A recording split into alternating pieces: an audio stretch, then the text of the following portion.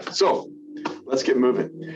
Ladies and gentlemen, thank you for joining us this morning. So today is the third and final chapter in this summer's RMAC webinar on the use of grazing services for wildland fuels management.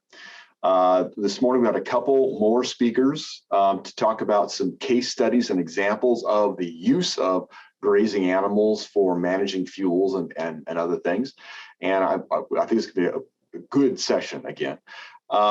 We are, oh yeah, okay, so Elizabeth, Christina, do you see Liz back in the attendees list? So we are looking forward to introducing you to them.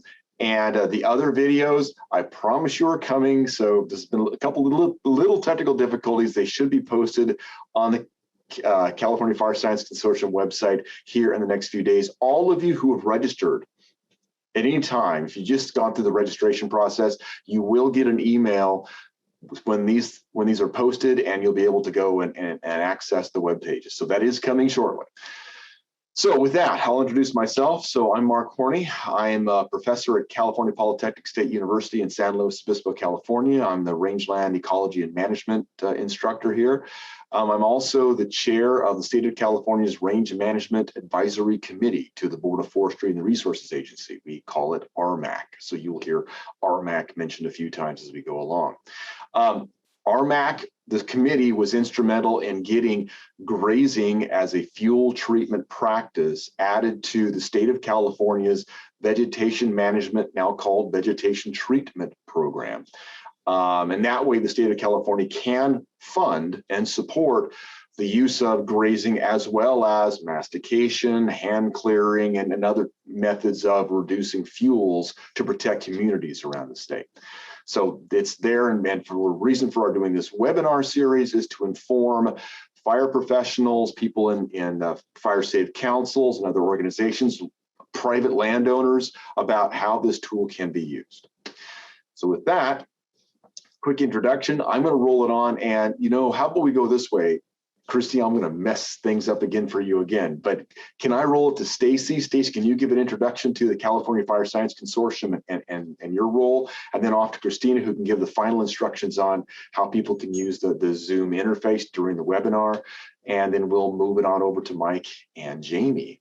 So this program is going on because RMAC has partnered with some useful organizations. One is my own home institution, California Polytechnic, whose dean was kind enough to allow me to use our webinar setting to hold this workshop. Also, the California Fire Science Consortium, which Stacy is a member of, is also helping to host the website and maintain a record of these webinars and webinars on similar topics related to fire management on their side. So with this, it's yours, Stacy. Great, thanks, Mark.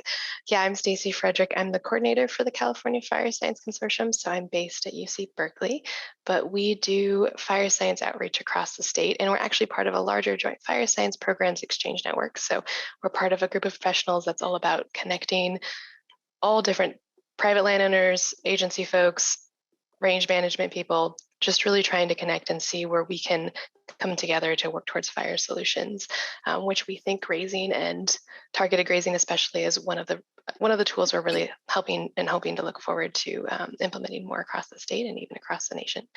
That's pretty much my short spiel. Happy to take questions too in the chat or anything. So glad to be here. Thanks for partnering with us. And this is the second year we've done this, so we're happy to be here. I'll pass it off to Christina. All right, thank you. Christina Wolf. I work for the Board of Forestry and Fire Protection and staff the RMAC. I'm also a certified rangeland manager in the state of California, and I'm happy to be here today to learn more from Jamie and Mike and Liz and Audra and all the folks that we have joining us today. And I'm going to attempt to go through the logistics of using Zoom during the meeting. I'm not a Zoom professional, but I will do my best. So as an attendee, you will not have any video or audio options, but you should be able to hear and see us. We may turn off our cameras just to reduce distractions while there are other people speaking, but you should be able to hear and see us. So if you have any issues, please reach out to us to let us know if you're having issues hearing or seeing anything. And panelists, please make sure you are muted unless you're going to be talking. There are multiple functions in Zoom that allow you to interact with the panelists and with each other. There, at the bottom of the screen, there should be a panel where you can see a variety of different functions. And one of those functions is the Q&A panel. It's a question and answer panel, and it's a function to use for any questions you might have or comments, and you can type them in at any time. The speakers are able to type responses if they should choose to do so. Other panelists may also chime in and type responses as well. And at the end of each session, we will also be going through any of the questions that have remained unanswered in the Q&A panel and attempt to, I'll read them out to the panelists and they'll have an option or time to answer those questions. You can also interact directly with other attendees or to the entire group using the chat function also on the bottom pane. So just double check to make sure who you are sending the message to. If you send a message to all, everybody can see it. It's going to be recorded and saved. So anything in the chat that's sent to everybody, that's going to be posted for posterity for all to see. So you can use this chat function if you want to drop any web links or any other information in there that you think might be relevant to the audience or to the topic, or just want to add a comment. And if you're having any technical difficulties, you can directly message me. My name should show up as Christina Wolf or Mark Horney or Stacy Fredericks. One of us will attempt to help. You can also raise your hand as an option, but we do suggest using the Q&As for the questions and the chat for any technical issues or any comments that you would like to put in. So all of these sessions, as Mark indicated earlier, are going to be recorded and will be made available through the California Fire Science Consortium online, hopefully with auto captioning within the next few days to weeks. All registrants will receive a notification via email when those recordings become available. And with that, I am going to turn it over to our first speakers, Jamie Irwin and Mike Palladini, and I'm going to have them introduce themselves. And Jamie, go ahead and unmute your speaker. Jamie is having issues with her video today, so unfortunately we cannot see her wonderful infectious smiling face, but she is able to share her screen, so we will be able to see pictures and her presentation. So Jamie, the floor is yours.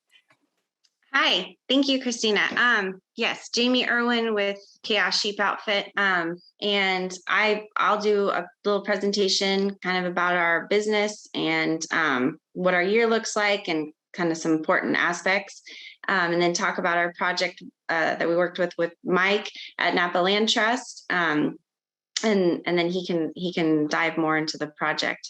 Do you want to do a little introduction, Mike, first too? Sure. So I'm Mike Palladini. I'm the Stewardship Program Manager at the Land Trust of Napa County.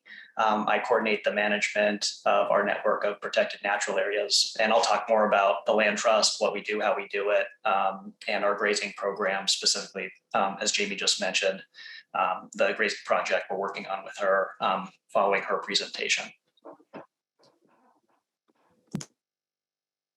All right, thank you. So now I will share my screen.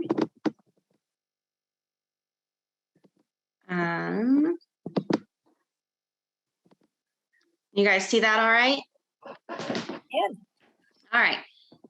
So yeah, Chaos Sheep Outfit. We are a family-owned commercial sheep company, and my husband is a third-generation sheep guy, and I am first-generation. We started our company from scratch in 2010. Our focus is lamb and wool and grazing. And we work in Lake County, Mendocino County, Napa County, Sonoma County, Colusa County, and Yolo counties. We run about 35 to 4,000 ewes year round, and then the same number of feeder lambs from the fall to the spring. Our team consists of 6 to 8 sheep herders and a truck driver. I kind of want to go through our whole year, and then the 3 major aspects that we focus on in our business, and then have Mike go. And then we'll have some questions. But first, I'd like to thank everyone for listening and working to utilize sheep on the lands that you manage, or to mobilize the sheep for fire grazing, your sheep for fire grazing projects. I'm by no means an expert, but I really have thrown myself into the lifestyle and the business for the past 11 years. And so can share some of my observations. The sheep industry is a passionate industry, but due to many factors, including costs, labor, predators, land accessibility, an aging industry, et cetera, it seems to be dying. And for example, in Mendocino County in 1954, there were over 140,000 sheep. And then in 2018, about 10,000. Statewide, it's gone from over 2 million in 1954 to just over 500,000 in 2018.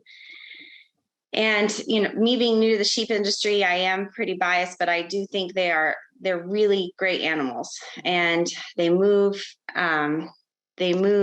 as a herd. They remove fuels and leave nutrients behind, and that's just what they do. And with the loss of these numbers comes the loss of those fuel reduction and fertilizing options. So I think we've changed from a time, where you had massive ranches and big areas where animals were grazing, to where we need to really move and plan our grazing more specifically and utilize the sheep that we do have. And so last week, some folks talked about fire-wise communities and communities coming together to plan, and I'd really like to see more of that. So going into our year starts in October with major lambing through December. As I said, we are a commercial operation, and lambing is our main focus. January 1st, we graze vineyards through till April, and we graze about 5,000 acres of vineyards. We put a lot of energy and work into tuning this type of, and it's continuing to grow interest in vineyard landowners and managers. It cuts back on tractor passes and sprays, and it's also beneficial because by default, we're able to graze a lot of the non-crop areas surrounding vineyards and provide a fire break. April is a month for kind of going through our ewes, regrouping, weaning our lambs, worming our ewes, etc. And then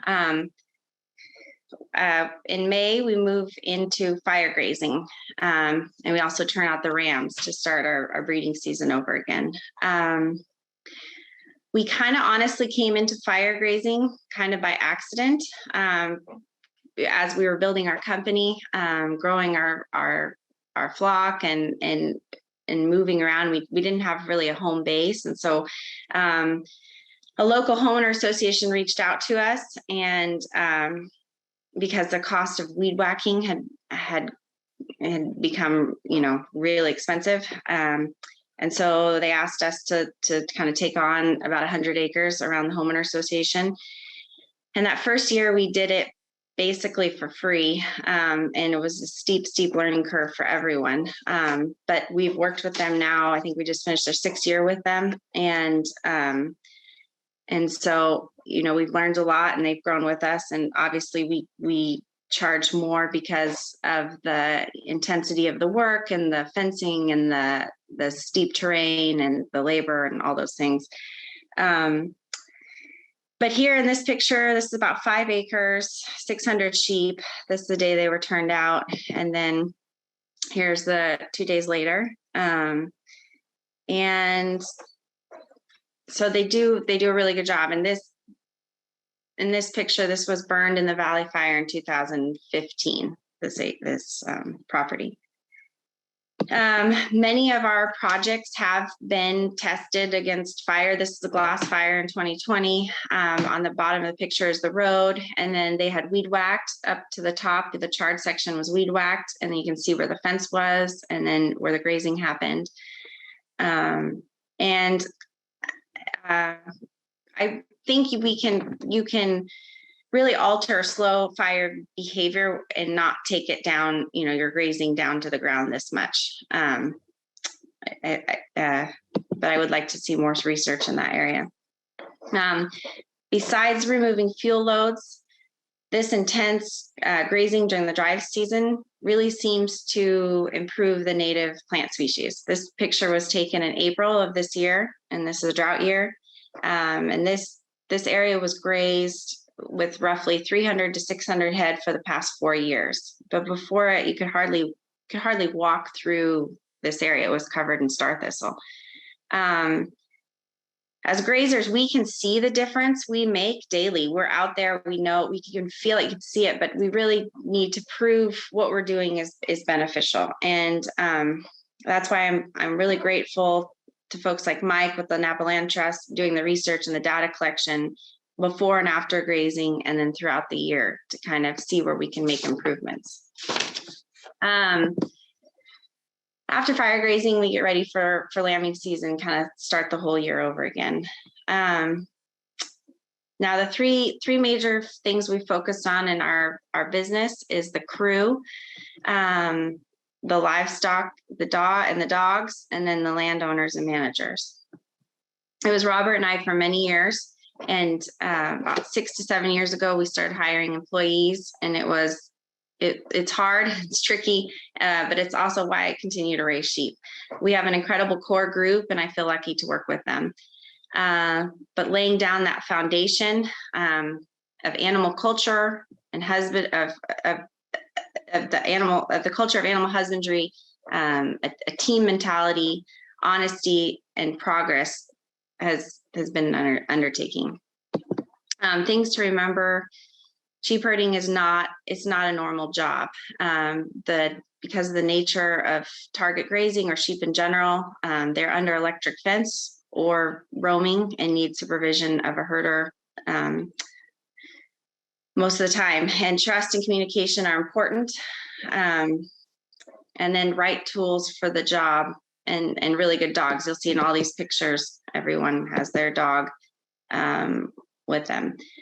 It takes about a year to learn the ropes. There's a lot to learn from fencing, the different kinds of fencing, the white netting or 3-wire fencing, all the animal husbandry pieces throughout the seasons, supplements, predators, training the dogs, the terrain. Here's some pictures. The livestock and dogs are another really important part of the picture. The livestock need to be sound and healthy.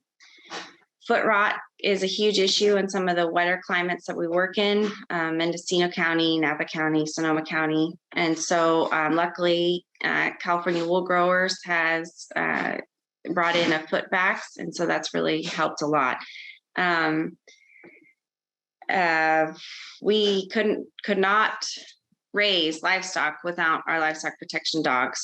And then moving them around with the border collies is also very important.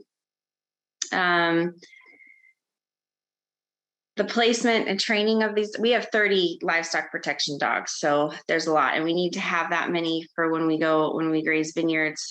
We'll have 20 groups of sheep, and so we need at least 1 dog or 2 dogs per group. And so I've really spent a lot of time and energy focusing on the dogs. But if I take a dog out of a group of sheep, we will have a loss that night.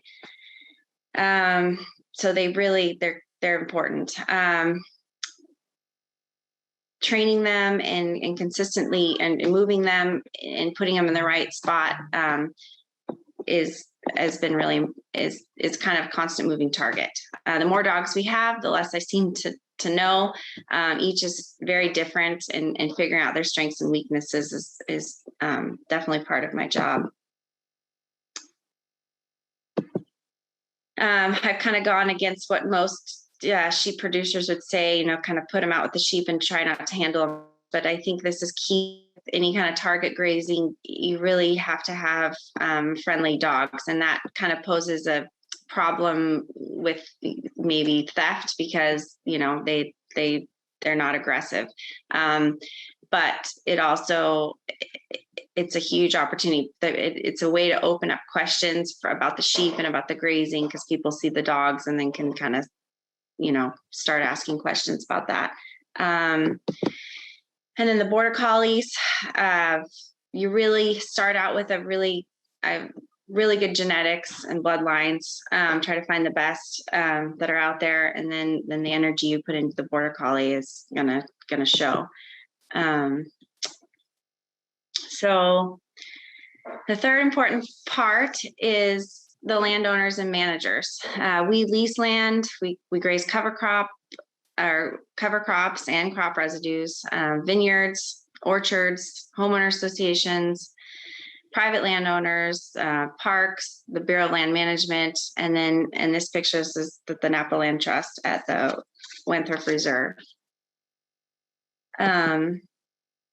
Things to remember when we're grazing, it's, you know, we're guests and providing a service. And so important parts to figure out, you know, when you're looking at a project are the goals of the project, the time frame they want it completed at, water and how to, you know, if we're hauling water or if there's ponds or irrigation, different things to work off of, where to put the sheep camp, and where to load and unload from with the trucks, and then, you know, any kind of rules of the project site. This is at Wenthrop, and so they have multiple investigation plots where they're looking at grazed and ungrazed. And so it's important to keep the sheep out of these rectangular square investigation areas. And so we, you know, place a person as we're moving the sheep through so that they don't, you know, enter those areas. This is kind of what it looks like. So we fence this area out. And I'll let Mike, you know, talk more about the project. It's a really interesting project, and ongoing. So, but for landowners and managers interested in working with a grazer, it's very rare that a grazing company has a office staff. And so it's, the vetting, it's important to have a vetting, but in a kind of long bidding process, it can be really limiting.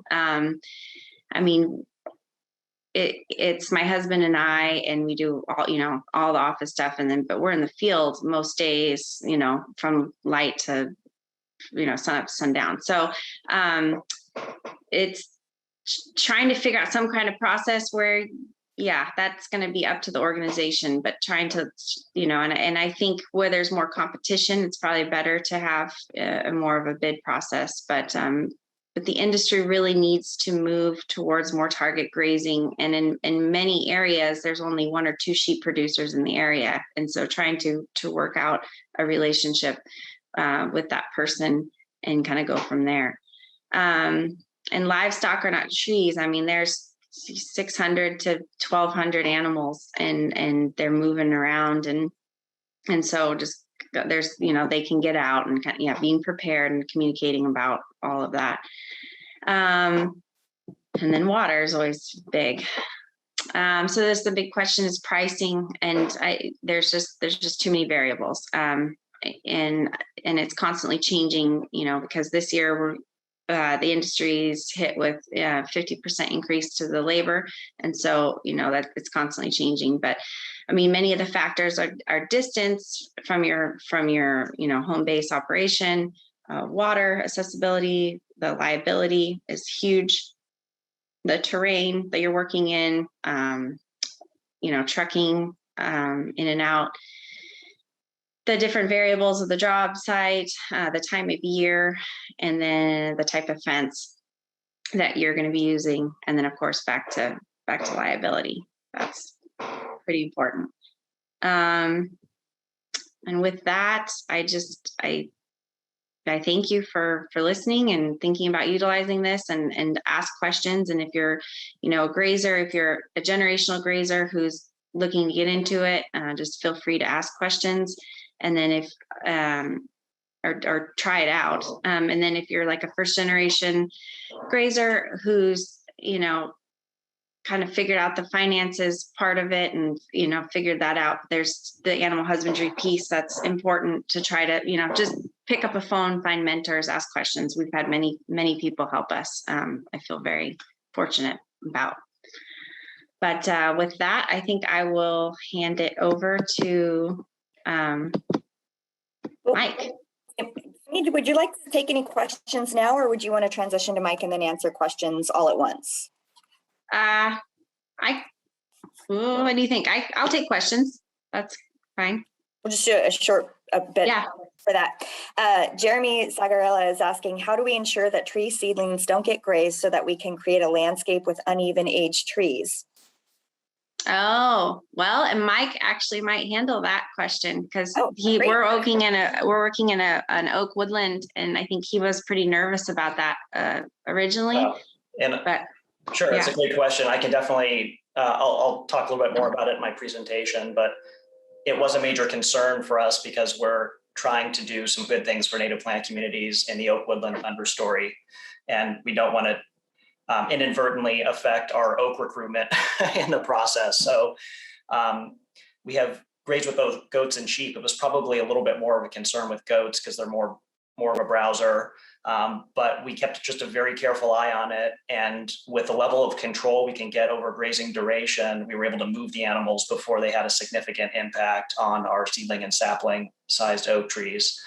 We really didn't see any appreciable impact or negative impact on those young oak trees over time. There was some munching here and there, but we had very little tree mortality. We haven't had any measurable tree mortality associated with the grazing. So it's all about very careful controlled grazing and really keeping an eye on what's going on, because they will start hammering the trees if you leave them in there for too long. So thank you, Mike. Sure. Lynn, I'm probably gonna mess up some of these names, but Lynn Garrick is asking, can you address the possibility of combining sheep and goats? Can they browse and graze together or in succession? Yes, we're predominantly sheep. We had goats this last year, and it's kind of an ongoing thing with my husband and I. My husband would like to integrate goats more, but they're really different animals. And so, I mean, I like goats and like them on the landscape, but to actually work them is not something I'm super excited about. But I think Star Creek last week really talked about that. They have different groups. They have just goat groups and just sheep groups, and then the mixed herds, kind of depending on what the landowner is looking for. And we tried to utilize goats because of the homeowner association we were working with really wanted goats, but really found, the sheep did as good of a job. So, it's kind of hard. We just put more sheep, and quick, faster movements, but yeah. Thank you. Lynn has another question. What kind of protection do they need at night? And do they need to be sheltered and confined? Again, that depends on the situation. Most of the time the paddocks are small enough when they're doing target type grazing. And so they're in a small enough area, and you have livestock protection dogs. And, again, we have 20 groups of sheep in our vineyard season. So we have 1 or 2 dogs per group, but in our fire grazing season, we condense down to 7 or 8 groups. So there's quite a few more dogs available. And you each situation is different. You might go into one area and not need a livestock protection dog at all. And then another area, you might need 3 or 4, or you might need to be, it's all very different on your situation. And with homeowner associations, we pulled the livestock protection dogs out of there just because of, there's so many people and other dogs, but then, we didn't have any issues for several years, and then we had a couple losses. So then we put them back in. So I think if you're out on a big landscape, so when we graze for the BLM and we graze without fencing, we bring everybody in at night and put them in a night pen close to the herders camp or along the road. So for protecting them at night. Okay, thank you. And Lynn also would like to know how much water is needed, and maybe even if you've figured out a formula for the gallons per day per animal. Yeah, typically we go with about a gallon a day, but that's what my husband tells me. But I really think it's in these hot days, it's twice, about 2 gallons a day. So it depends again on the time of year and how hot it is and how much shade they have. Or oh, Jamie, did we lose you?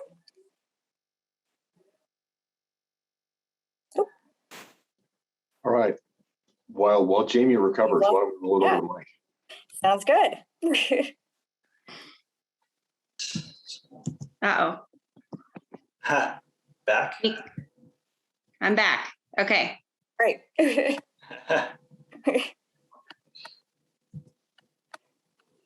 All right. I think we're gonna move over into Mike's presentation on the agency half of the equation. Okay, great. All right. Well, thank you. I do really appreciate the opportunity to be part of this webinar today. So I'm just going to kind of build on some of the great information that Jamie just provided and talk more about the prescribed grazing project we're working on together on our Wantra Preserve. So I'll just go ahead and start with a brief organizational overview. The Land Trust is a conservation nonprofit organization dedicated to permanently protecting land. We've been around for about 45 years, and in that time, we've completed 220 land protection projects. That totals about 86,000 acres protected. So a lot of you may be familiar with how land trusts operate, but just briefly, we use a few different mechanisms for protecting land. We use what are referred to as conservation easements. That's a situation in which a private landowner retains ownership of that land, but they've voluntarily given up their development rights either to keep that land in working agriculture or to protect the wildland values. We also do partnership projects where we kind of get involved to achieve a conservation outcome for a piece of land, but ultimately that land is transferred or conveyed to another entity for ownership and management. We work with everyone on these partnership projects from City and County of Napa to California State Parks and California Department of Fish and Wildlife. And then most relevant to what I'm talking about today, when the conservation values are high, we will either accept donation of land or go out and actually raise the funds to purchase land that then becomes part of our network of protected natural areas. I know it's a little hard to see what's going on in our conservation lands map at this scale on this slide, but those are the lands shown in dark green here, pretty well distributed throughout the county. We're currently at 22 protected natural areas that we own and actively manage, totaling about 15,000 acres. So why do we do the conservation work that we do? Well, kind of in a nutshell, Napa County lies within the California Floristic Province, which is recognized as a global biodiversity hotspot. That's based on the total number of plant and animal species we have in our area, the relative proportion of those plants and animals that only occur in our area, nowhere else on the planet, and then it takes into account some loss of species and threat levels as well.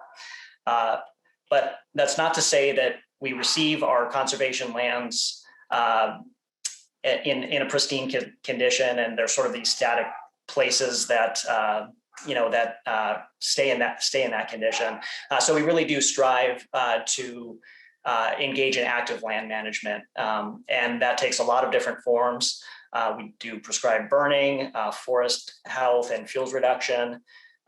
We do a lot of different types of habitat restoration, lots of watershed restoration and road erosion prevention, things like that, and many other things. And that also includes grazing. So again, I'll focus on our project with Chaos Sheep Outfit today. This is our prescribed grazing project on our 730-acre Wantra Preserve in the Pope Valley.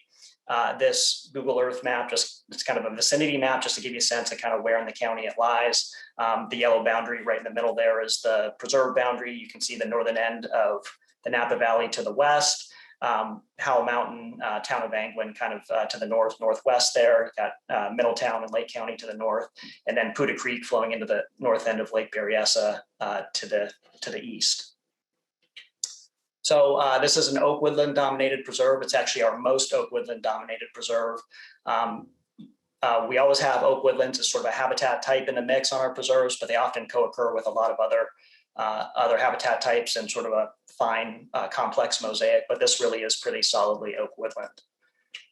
We have a number of different oak woodland habitat types on the preserve, everything from valley oak riparian and valley oak savanna to our blue oak woodlands to a number of different mixed oak woodland and forest types.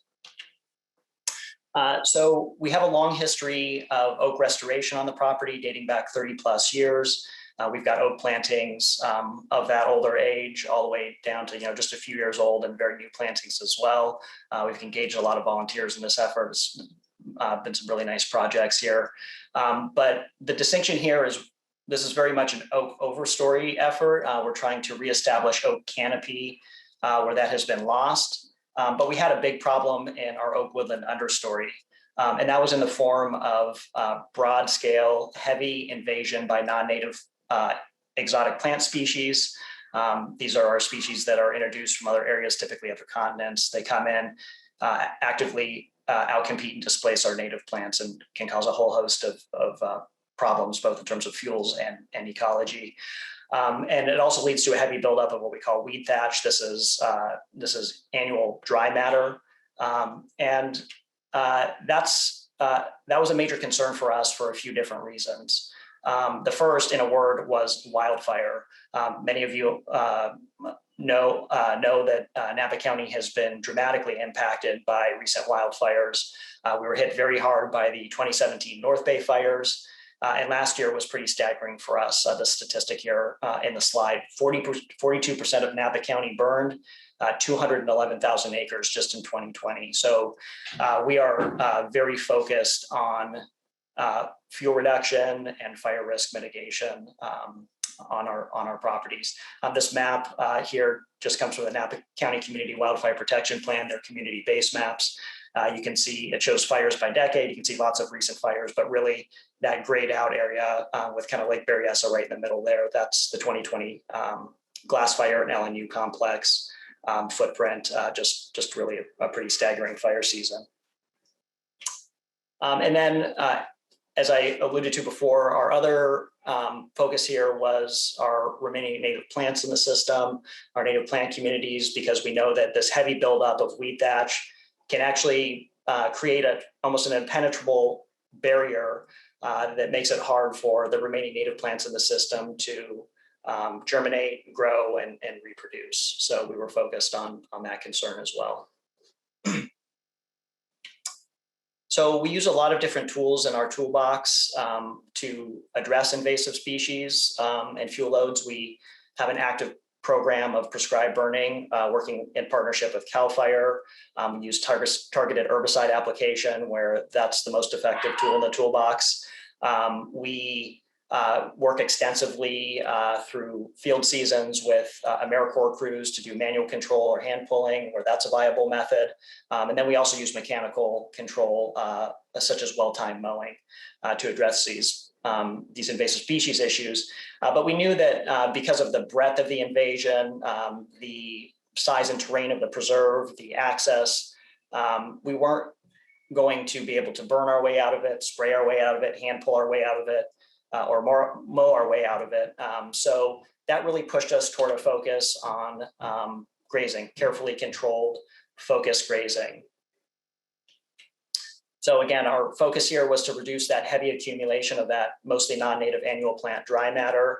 And we wanted to do that both for that fuels reduction benefit, because we know this annual plant dry matter, this weed thatch, can act as a fine fuel, a fine flashy fuel that can quickly carry a fire. And in that regard, it's pretty clear at this point we're having quite a bit more substantial fuels reduction benefit. You can really see, and we actually can quantify based on our RDM sampling, that we're taking those fuel loads way down. And we had some demonstrated success for that during last year's LNU complex.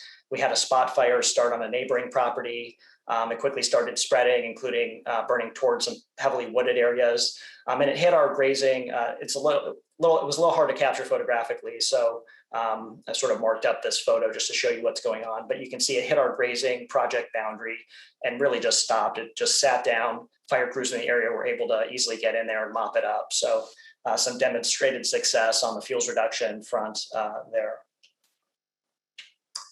And then again, that habitat restoration focus, because we know that weed thatch can impact native plants. And you can see in this photo below how heavy some of that buildup was on parts of the property. And that photo on the left is very indicative of the very characteristic of the pre-grazing condition on the property.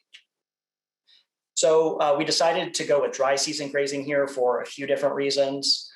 First, it's an effective time to do fuels reduction, end of the growing season, where you can kind of hit that vegetation once and be confident that it's not just going to grow back and dry out again and produce a fuel load again that year.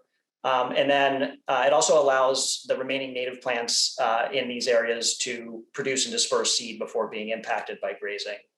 So everything is really pretty well done and senesced on the native plant front before we start grazing. We're using multi-paddock methods, and I should mention here, this really speaks to the very valuable land management service that folks like Chaos Sheep Outfit provide. This is a very focused, very involved type of grazing. So we have on-site herders living on the property during the entire duration of grazing. We're using all portable infrastructure here, portable electric fencing and water systems. And this is really important for a few reasons. First, we did not have the hard infrastructure to support grazing on this property, hard fencing, water delivery and storage systems. So this really prevented us from having to spend hundreds of thousands of dollars or just make it completely infeasible to do the type of very targeted multi-paddock grazing that we wanted to do. So that was a big benefit. And then these methods also allow us to keep animals grouped up and moving frequently. And they give us a very high level of control over when we graze, how long we graze in each area. And very importantly, it gives us really good, even continuous coverage. We can get that in each paddock before we move the animals on. So we don't end up with lightly grazed or ungrazed pockets and, areas where animals have taken everything all the way down to the ground. So, the other piece of this is our vegetation monitoring. And because of the increased use of and interest in small ruminants, the use of small ruminants for grazing for fuels management, because of our dual restoration and fuels reduction objectives, and because we're working in oak woodland types, habitat types that have a broad distribution throughout California, we decided it would, definitely be worthwhile to try to quantify the effects of this type of fuels reduction grazing on our native plant communities. So we thought that because of that dry season timing, where we're letting the remaining natives in the system disperse seed before being impacted by grazing, and because we knew that there was a possibility that reducing that heavy mat of weed thatch could actually essentially give native plants more room to grow, we could have some benefits here for our native plant communities.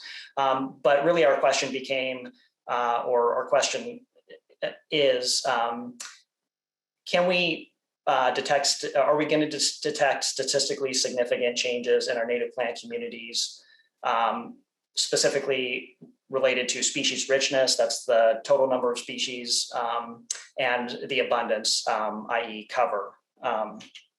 And to do that, we went out and established, albeit with our limited staff capacity, we did what we could to establish replicated vegetation sampling plots on a systematic sampling design over multiple grazing units. So we're currently at 180 paired grazed, ungrazed plots. That's 90 plot pairs. Just a few specifics on kind of how we set this up. We decided on a paired plot design. The grazed and ungrazed plots in each of those pairs are only 3 meters apart to control for other sources of variation, annual variation like rainfall, but also variation like soil type and slope direction. We buffered our control plots by 1 meter just to prevent spillover grazing effects. We don't want to graze heavily right up to the control plots. It's kind of what you can see in that lower left-hand photo there. Also a very valuable service that folks like Chaos can provide. They can actually, you see that fence around one of our control plots or ungrazed plots. They actually erect fence around each of these plots to help us with our experiment here. And then we work with professional consulting botanist and Napa County flora expert Jake Rugit of Napa Botanical Services to do annual sampling of these plots. We're taking everything, or excuse me, we're identifying everything, all the plant material in each plot down to the species level. We are looking at, again, both that native species richness, the number of native species, and abundance, the cover of native species. And we're trying to separate things out in terms of both our forbs, these are kind of our wildflowers, our non-woody, non-grass species, and our grasses. And then we haven't, my caveat here is we haven't yet done our full statistical analysis because we wanted a minimum of 3 years of data on all of our plots. We thought that that was the minimum we really needed to start getting some signal of trajectory or a trend in what's going on here with the grazing and native plant communities. But so far, just in terms of descriptive information provided through our botanist through his reports, sort of a few descriptive statistics, it looks like there's some evidence that this type of controlled grazing may actually, in this instance, be providing some advantage for native species.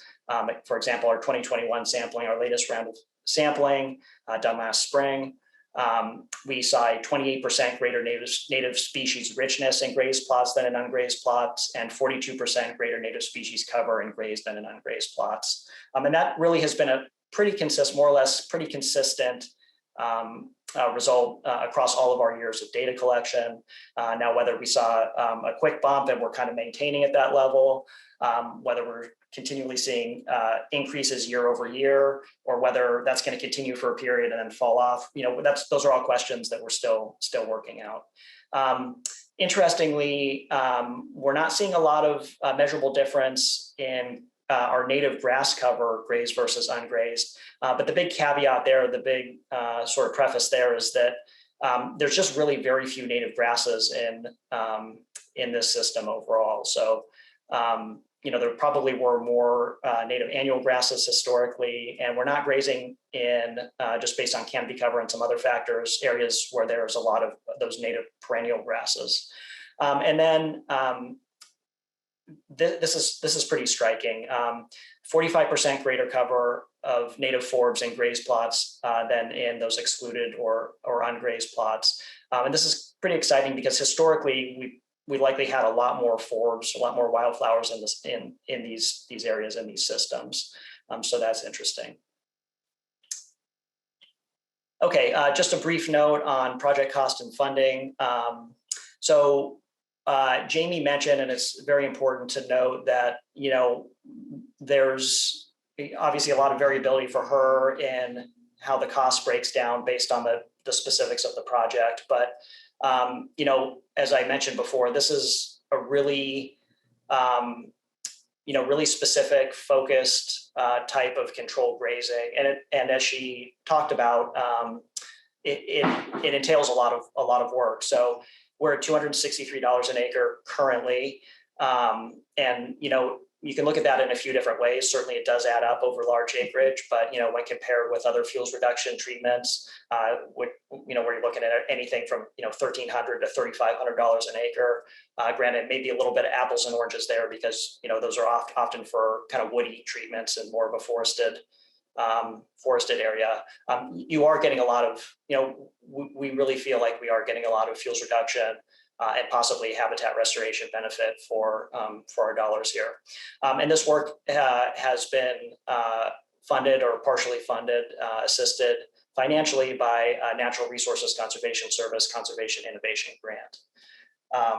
So just to finish up here, I just want to reiterate that, folks like Chaos and Jamie provide a really valuable land management service for, conservation landowners like us, like the Land Trust. The fact that they can provide those on-site herders, very skilled folks who can, move that infrastructure, keep animals moving, and manage everything on the ground. The fact that they can use portable fencing and water systems. The fact that they can keep those animals moved up or grouped up and moving frequently. And the fact that they can give us a very high level of control of how we graze, how long we graze, get that really good even coverage in each of our focal areas.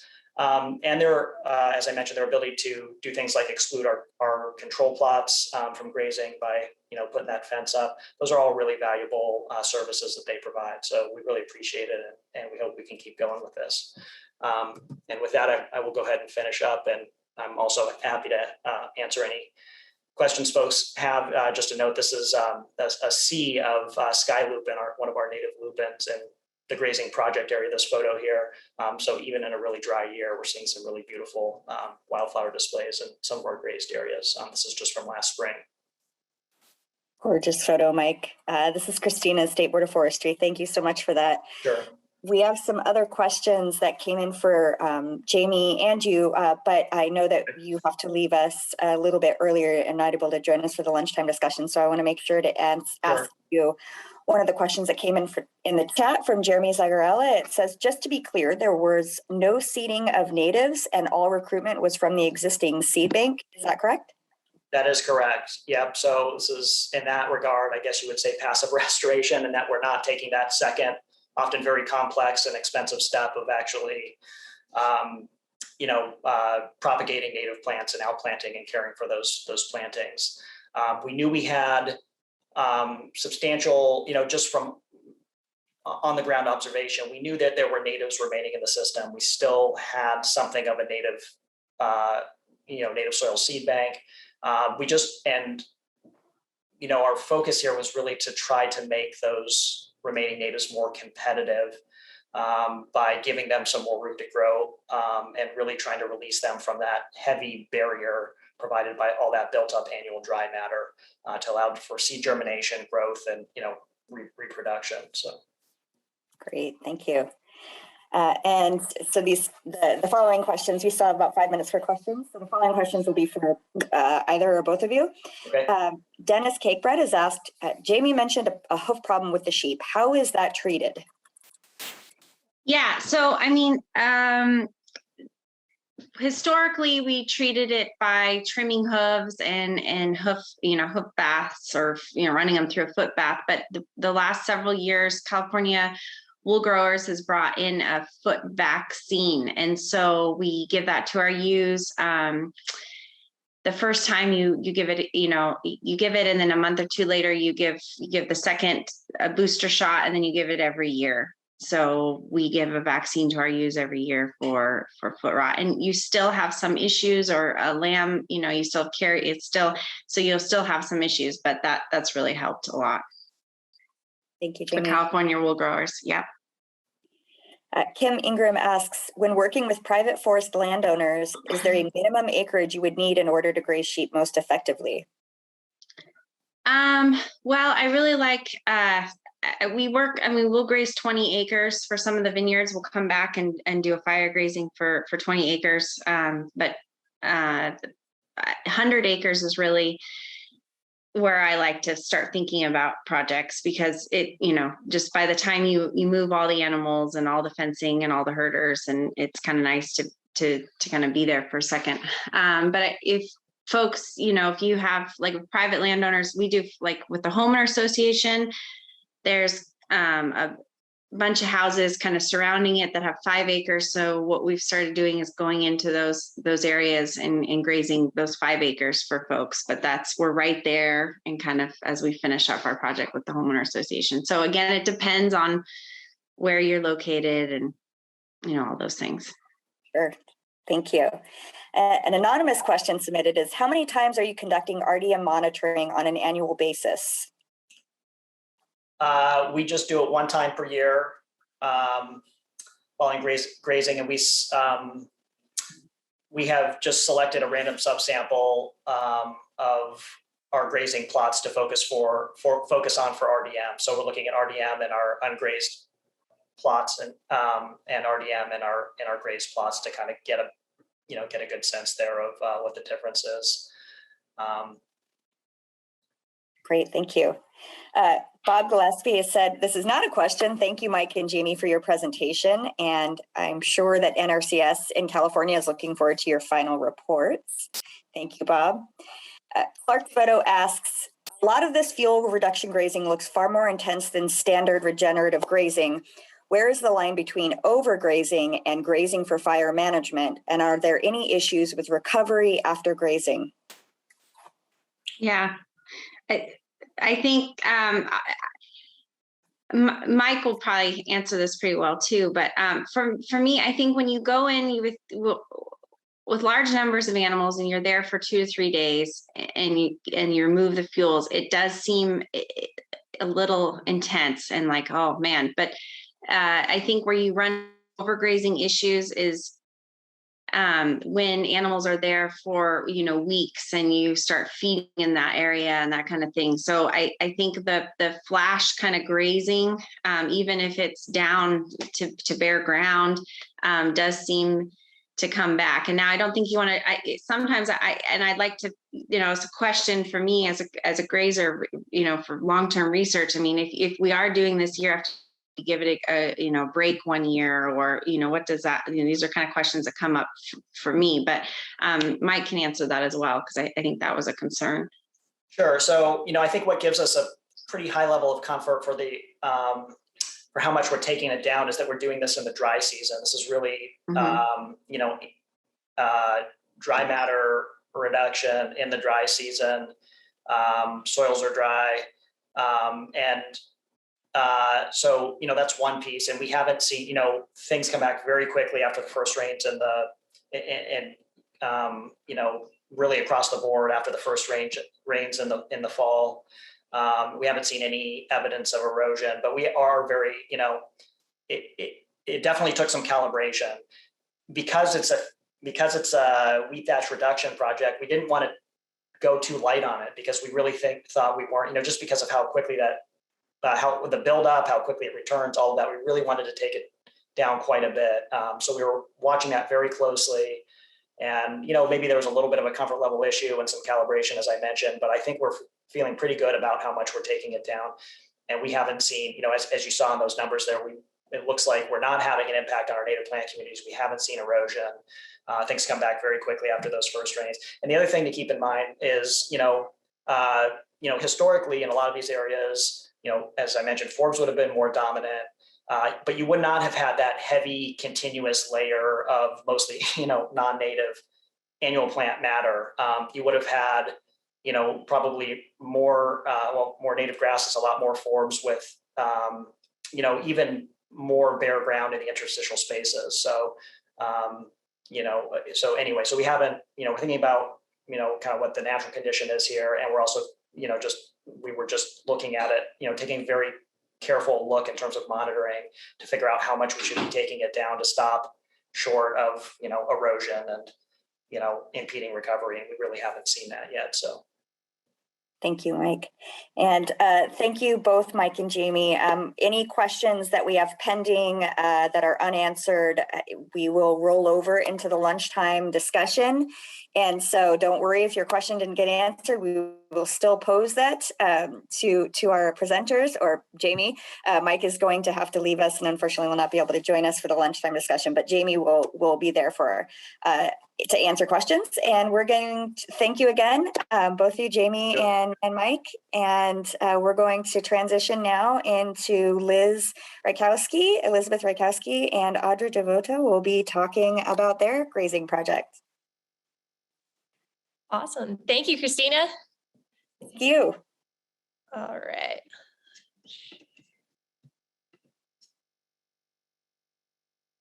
I've really been enjoying hearing everyone's talks, learning a lot from this.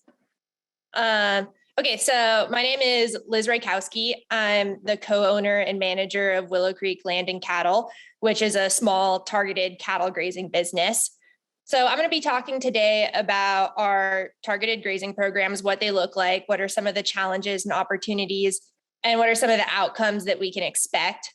I'm here today with Audra Devoto, who is the manager of the Selleck Ranch, one of our client ranches. So she's going to be talking about the challenges and benefits of targeted grazing from the land manager perspective. So to start off, I want to give a little background on Willow Creek Land and Cattle. My brother, Matt Rykowski, and I founded this business in 2018. Our main mission is to use targeted cattle grazing to support grassland conservation efforts. We operate on a really small home ranch and 2 leased ranches that collectively total just under 1,000 acres of rangeland.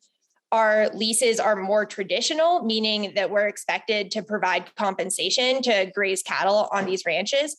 But with both our landowners, we've worked out deals where we trade grazing privileges for work on the ranch. Most of the time, this work is infrastructure improvement, though we've also done some lease payment with habitat restoration and by providing technical assistance on conservation projects. Sometimes this has taken the form of grant writing. More recently, we've been working a lot to represent a landowner's interest for an NRCS EQIP project. To give a little more history behind Willow Creek Land and Cattle, my brothers and I were raised in a rural ranching community in South San Benito County. So growing up, we had a lot of exposure to large cattle ranches, and we ultimately got really interested in sustainable management of working landscapes and conservation grazing practices. So that inspired us to start Willow Creek Land and Cattle. So Matt and I founded the business in 2018. We started reaching out to local landowners in South San Benito County to see if we could get people interested in using targeted grazing on their property. And we were able to secure leases on 2 local ranches, the Pinnacles Ranch and the Selleck Ranch. During that time, we also convinced my longtime friend, Audra, to come work with us. So in addition to managing the Selleck Ranch, Audra also works for Willow Creek Land and Cattle and is a huge asset. So she's talking today from the land manager perspective, but she knows a whole lot about the grazing side of things too. So we secured our 2 leases and went about designing and implementing targeted grazing programs. So targeted grazing, just to refresh everyone, is basically the use of grazing for ecological or habitat management goals. And achieving these goals basically relies on manipulating 4 elements of grazing: when you graze, how often you graze, the density of animals or how many animals per acre you use, and how long you graze.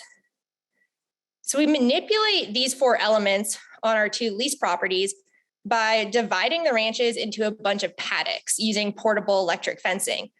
And what these paddocks basically enable us to do is control how many cattle are in a particular area, how long the cattle are there, how intensely they graze, and then how much recovery time we give each section of the ranch in between grazing. So on the left, we have a typical grazing paddock map at Pinnacles Ranch, and on the right is a map of grazing paddocks at the Selleck Ranch. Our Pinnacles Ranch paddocks average about 10 acres in size. A lot of the Selleck Ranch paddocks are significantly larger just because we're limited by terrain there. The Selleck Ranch is really steep and brushy, and there's not a lot of places where you can actually build an electric fence. So what do these targeted grazing programs look like on the ground? Well, I mentioned that we use portable electric fencing to create the paddock boundaries. So in the 2 upper photos, you can see electric fence lines, one in front of these heifers' noses, and then one line over here. So these fences are just a single strand of electrified wire. They're really simple. We have to deliver water to cattle in every single paddock. So we use portable water troughs and have a variety of delivery systems that I'll talk about in a minute. Getting cattle to the paddocks and keeping them in the paddocks requires a lot of time out on horseback. The ranches are fairly large and have difficult terrain, so we do almost all our work on horses.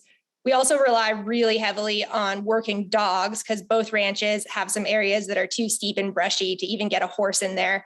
So our dogs are a huge asset. And then at the end of each grazing season, we collect ecological monitoring data so that we can evaluate what impact the grazing is having and whether we're seeing positive or negative trends in the plant community composition. So water is absolutely the largest challenge with these sort of targeted grazing systems. During hotter and drier parts of the year, each cow will drink over 30 gallons of water a day. So like on Pinnacles Ranch, where we typically graze 20 cattle, you're looking at providing over 600 gallons a day to your cattle. So that creates a huge logistical challenge. We deal with this in a couple different ways. One is we use portable above ground HDPE pipe. We connect that to permanent water tanks and then use it to pipe water to portable troughs. But we can't reach everywhere on the ranches with the HDPE pipe, so we also truck a lot of water. We've also been working hard to try to use ponds to our advantage. Pinnacles Ranch has an old pond on some of the highest elevation meadows of the ranch that had the dam blown out in the storm. So this lower photo shows us repairing the pond so that we can water cattle from it. But that, of course, has limitations too, because in dry years, we can't really expect these ponds to fill or stay full for a very long time.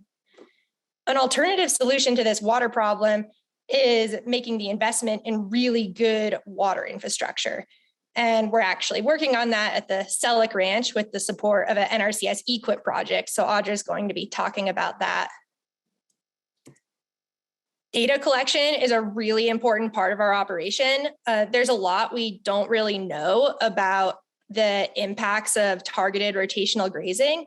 In particular, there's not a ton of information out there about how targeted grazing affects native plant communities. So we're really interested in understanding this so that we can adapt and improve our grazing systems over time. So both the Selleck Ranch and Pinnacles Ranch, we have permanent line point intercept plots that we use to collect trend data. And in addition to that, in 2019, we applied to the USDA Sustainable Ag Research and Education Program for a grant to more rigorously study the outcomes of targeted grazing. So we were awarded funds, and through the grant, we were able to build 10 exclosures distributed across Pinnacles Ranch and the Selleck Ranch. And for each exclosure, we have a paired grazed plot. So these exclosures basically enable us to better detect what changes in the plant community are actually the result of grazing versus like the result of annual variation in climate or variation in soils, topography, whatnot. We also folded an oak regeneration study into our SARE project. So with this part of the study, we basically just have a bunch of survey points where we annually collect data on the density and height of oak seedlings. All right, so now that we have a better picture of kind of how the targeted grazing system works, I want to take you guys through our goals and how specifically we use grazing to achieve those goals. So we have three main goals: reducing native plant cover, enhancing native plant populations, and reducing fuel loads. Our main invasive plants that we're trying to get rid of are yellow star thistle, black mustard, and talc-a-lot. Our efforts to enhance native plant cover focus mainly on purple needlegrass, though we also do a lot of work trying to enhance the cover of native forbs. Our goal of reducing fuel loads, which is of course the topic of the webinar, is kind of interesting because that goal didn't really initially start from a place of fire concern for us. San Benito County is like overall pretty heavily grazed by cattle, so it hasn't had many large fires in the last 60 years. And it's also like really rural, so there's not nearly as many ignitions as there are in more suburban areas.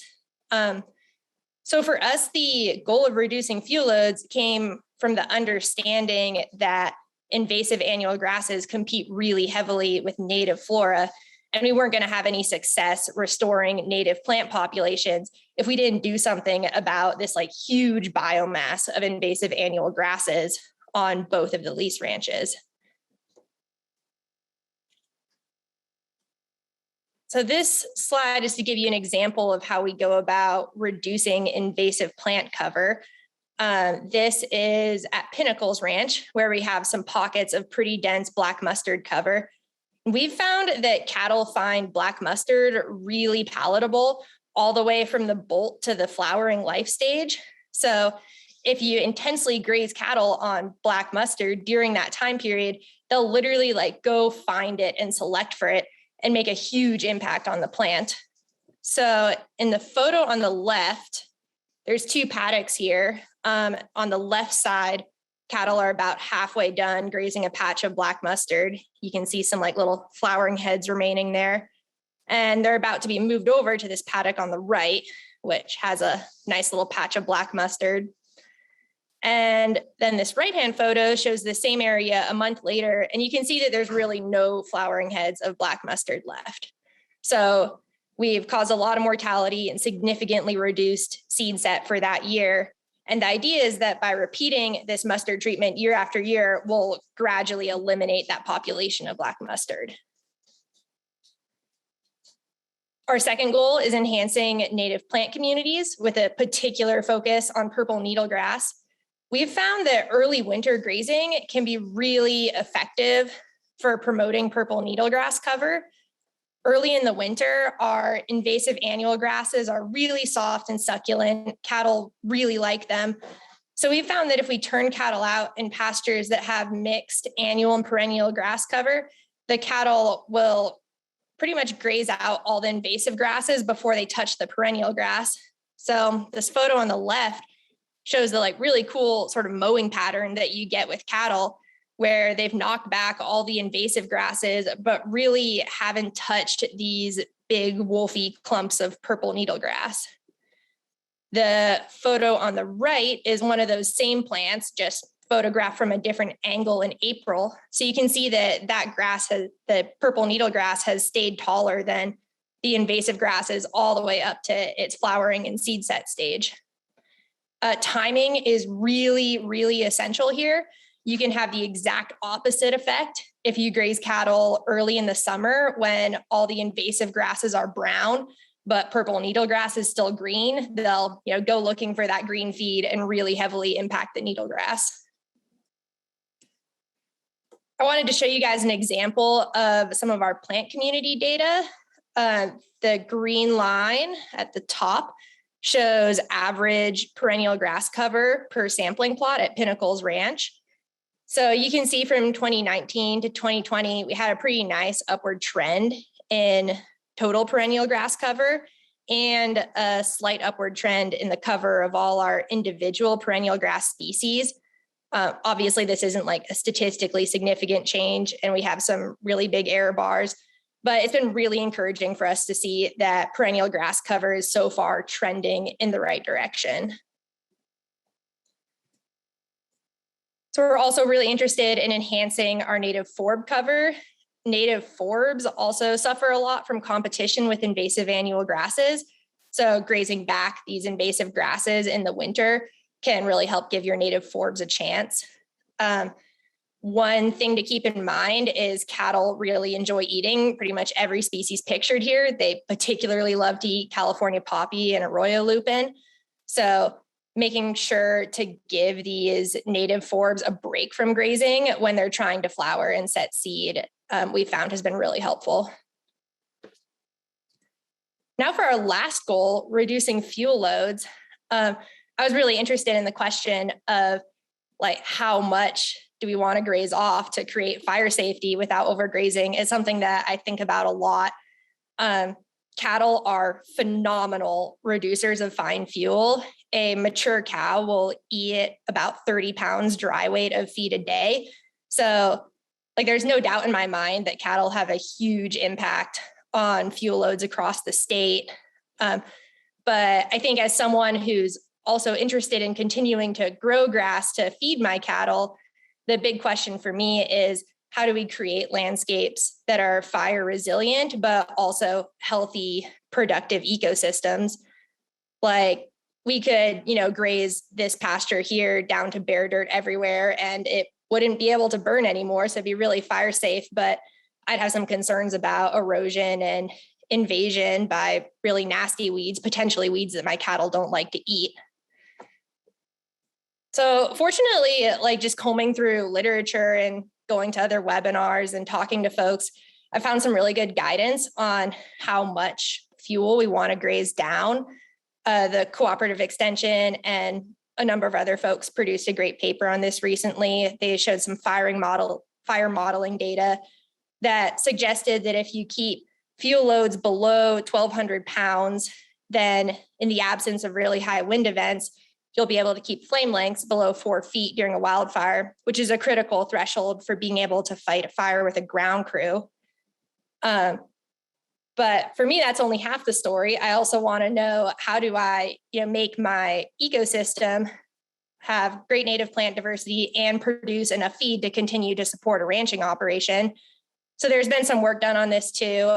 Some research done in the Sierra foothills suggested that leaving 600 to 1,200 pounds of residual matter behind helps maximize production and biodiversity.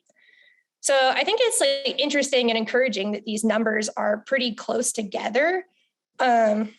So, in climates like the Sierra foothills, you might be able to create a really fire resilient landscape and maximize your forage production and biodiversity. The amount of residual matter that you need to leave behind to maximize production and biodiversity tends to go up as you go into wetter climates. So as you get into the wetter sort of north coastal grasslands, there might be sort of a trade-off between fire safety and having the most productive biodiverse grasslands. In terms of fire safety, I think another important thing to keep in mind is just the length of the growing season. We've found that different grazing treatments can have a huge impact on how long plants stay green. This picture here shows 4 different grazing treatments. The furthest back one on this hill is our neighbor's ranch, which is continuously grazed. And you can see that that's clearly, the grass there is nest a while ago. The back side of this hill, you can see there's sort of an old remnant of a fence line there. This backside we grazed in January and it's still a little green. This really green front side of the hill we grazed in April, and where I'm standing taking this picture, we hadn't grazed at all. So I've just found it fascinating how dramatic the effect of different grazing treatments can be on growing season length. And of course, if you keep your grass green for longer, you shorten your fire season. Another example of this, on the left side of the photo is Pinnacle's Ranch. This photo is taken in early May. And you can see that most of Pinnacle's Ranch is still actively growing like dark green grass. The neighboring ranch over here, which is continuously grazed, all the plants there have pretty much the nest that's getting brown. So in addition to thinking about how much fuel to remove to create fire safety, I think it's important to think about leaving some soil cover, which can help with soil water retention and soil organic matter, and just to extend out that growing season, which of course is useful for me as a rancher and is useful for anyone who, doesn't want their fields to be flammable by the first week of May. So that's all I've got. I'm going to turn things over to Audra now, but also happy to take some questions if you guys want to do that first. I think we can move, this is Christina, State Board of Forestry. I think we can move into Audra's talk and wait for some questions to come in. Thank you so much, Liz. No problem. Right, thanks, Liz. Let me pull up my presentation real quick. So yes, as Liz mentioned, I'm the manager of the Selleck Ranch, so I'll be talking about this ranch, a bit of historical information on the ranch, and then what myself and the landowner are interested in achieving with this ranch, and then finally why we think that targeted cattle grazing is a solution to several of our management goals and why we ended up choosing that. So a little history on the Selleck Ranch. It's a pretty amazing property, so I wanted to show you all some nice historical photos of it. It was established in 1873 by the Selleck family, and it is currently still owned by a Selleck. So Gail is a 5th generation landowner on the ranch here, which is pretty remarkable. And it was originally established as a homestead. So this photo was taken in 1878 of the David Munson Selleck homestead in Bitterwater, which is where the ranch is located. And it's been a working cattle ranch for that entire time, which is a pretty amazing history for a ranch to have. So at various points over its history, it did have beef cattle on it. There's also historical knowledge of it having dairy cattle on it, chickens, and definitely sheep, which is pretty remarkable. And it has been managed on horseback for the entirety of that time, which is also pretty cool because we still manage it on horseback to this day. As Liz mentioned, a lot of these ranches are really remote and rugged, and it's actually not possible to manage them except on horseback and with dogs. So I really enjoyed these photos of some historical ranch managers or owners still out there managing the ranch on horseback back then. And then another really cool thing about this property that I wanted to mention is it has a long history as a conservation property as well. The Selleck family has just historically been really interested in conservation and ecosystem conservation even before that was like a big topic.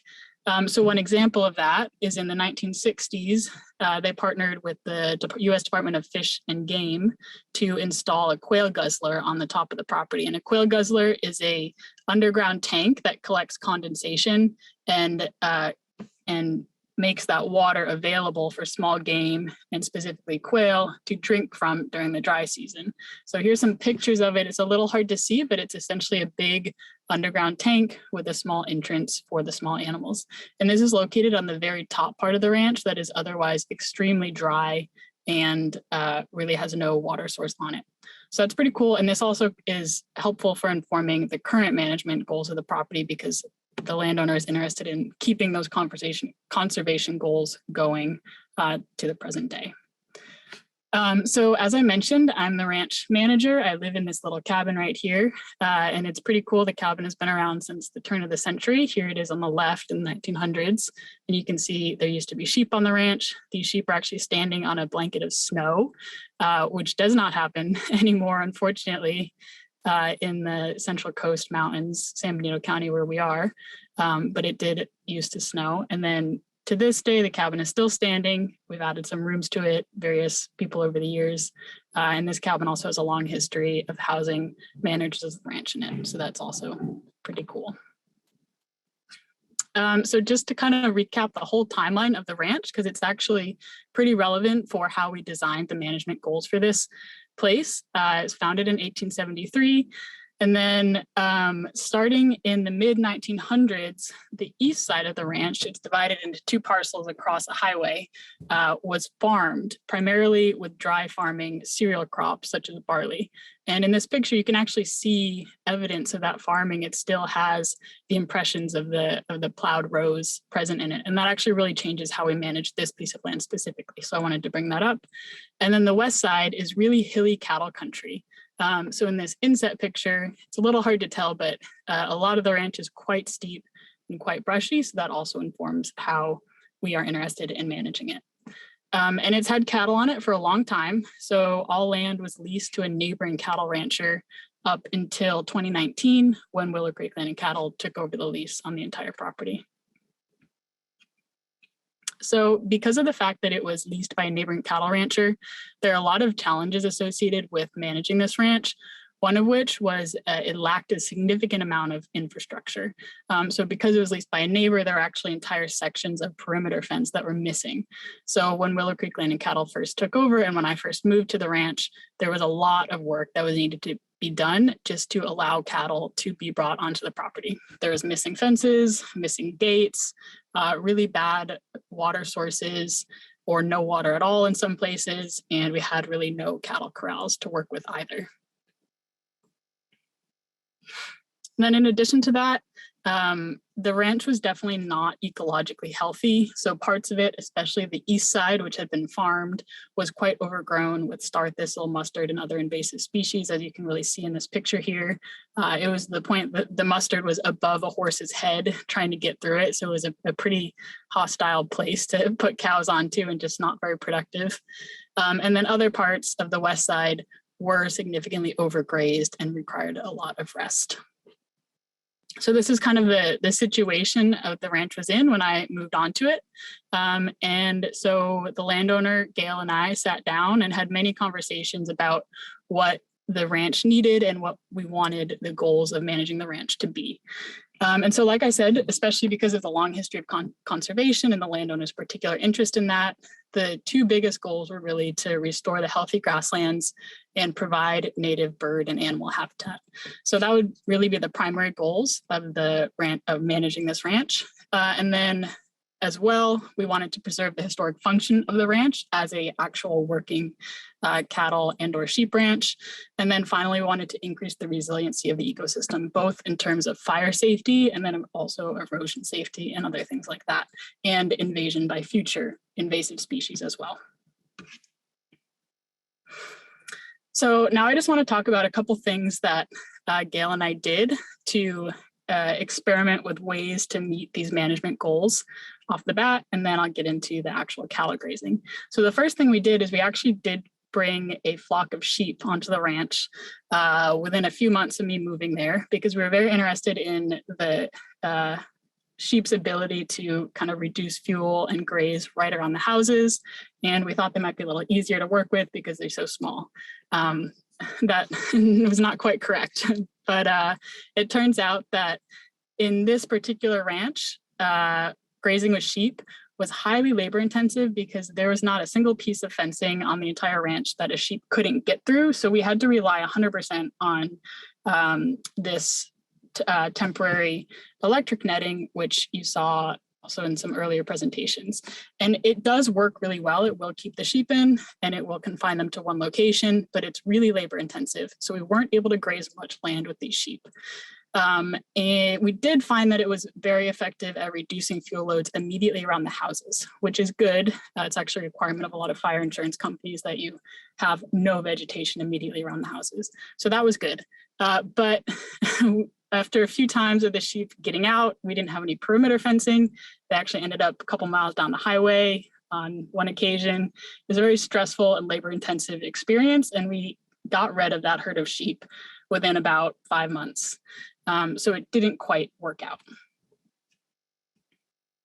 The other thing that we tried, this was actually right before I moved there, but they did have a prescribed burn on one field, one flat field adjacent to the house. So you can see that here.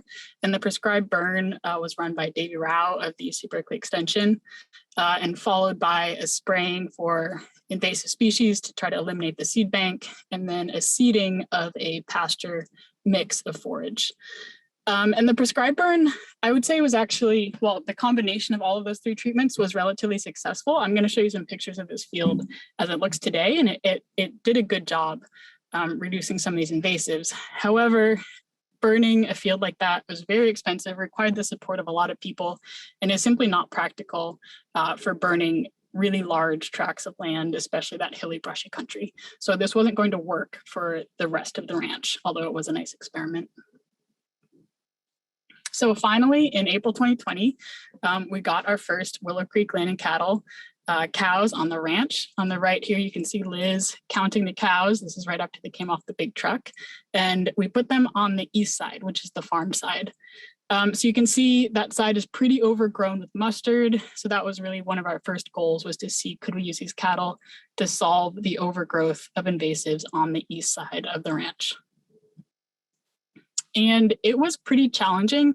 As I mentioned, the water access on the ranch is not good at all. So I actually ended up exclusively trucking water for these cows multiple times a week to keep them watered and happy, and moving them along in their little small cell grazing paddocks. So it was a lot of work, but we knew that going into it, and we were really just interested in seeing if long-term cattle grazing was something that would help us achieve the management goals on the ranch. So we were willing to put in the work for this season. And luckily, it turned out to work pretty well. We got pretty good reduction of star thistle. So in the picture on the right, you can see this is an electric fence dividing 2 paddocks. The density of the star thistle was pretty reduced after cattle grazing. And then on the picture on the left, with my dog in it, you can see our neighbors who continuously graze have pretty bad mustard overgrowth, but ours was knocked down pretty well. And what's interesting about this is the neighbors actually graze a lot more cattle than we do on their parcel, but because of how they graze, they don't get the same knockdown in mustard that we see with our targeted grazing approach. So that was, I would consider, a success. The landowner would consider it a success. So we wanted to move forward with trying out cattle on the other side of the ranch as well. So we encountered problems here again. We put cattle on in the fall of 2020 on the west side, which is the hilly country. And we had a lot of trouble with fencing. It was too hard to build fences through some of that brushy country. And then in addition, the water was also a challenge. So I actually ended up moving the cattle daily on horseback with my dogs to try to get them to target different areas of the ranch, which again was extremely labor intensive. But we loved having the cattle on the place, and the landowner is very pro cattle, which is very lucky. And so we decided to really move forward full speed ahead with setting up some more permanent infrastructure on this ranch in particular. So that kind of brings me to this water project, which Liz has already mentioned. But due to the size of the ranch, it really, and the long-term nature of the lease on the ranch, it really makes sense to put in a permanent water system here. So we worked with the NRCS, Willow Creek Land and Cattle, landowner, of course, to design a plan for a really nice permanent water system. So on the right, you can see a map of the property, and it's really quite extensive. There's multiple pipelines leading to multiple permanent tanks, leading to multiple permanent troughs all across the ranch. So this is a really big project. And we couldn't do it without funding from the NRCS EKIP program. And then as well, the labor is being split between Willow Creek Land and Cattle, primarily with Liz and her brother Matt, and then the Selleck Ranch, represented by myself and contractors that we have to hire in. So the water project is going to be useful not just for cattle ranching on the Selleck Ranch, but there's a lot of other benefits as well. So it'll provide a bit more water autonomy for the ranch. Right now, our water source is not stable, as in we just don't have access to any water at all at certain times of the year.